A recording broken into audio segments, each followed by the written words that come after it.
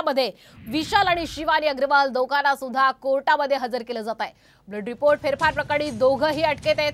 Police Shivani अग्रवालची 7 दिवसांची कोठडी मागण्याची शक्यताही वर्तवली गेलेली आहे। अधिकचे अपडेट घेऊयात आमचे प्रतिनिधी सागर आव्हाड यांच्याकडून। सागर, आता विशाल आणि शिवानी दोघांना सुद्धा कोर्टात हजर केलं जाणार आहे, काय अधिकचे अपडेट? श्वेता आणि श्वेता, आपण जर पाहिले तर शिवानी अग्रवाल आणि विशाल अग्रवाल यांना कोर्टामध्ये हजर केलेलं आहे। पुणे पोलीस 7 दिवसाची पोलीस कोठडी मागणार आहेत।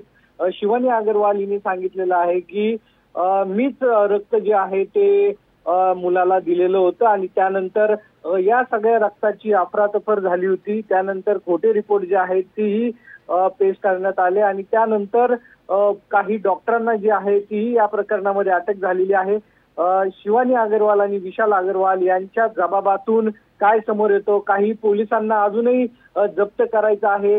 शिवानीने दबाव जो आहे तो ड्रायव्हरवरती आणला होता का, किंवा पोलीस यंत्रणे माध्यमात पोलिसांनी जो तपास केला त्यातून असं समोर येतंय की शिवानीचा हात जो आहे तो ड्रायव्हरला।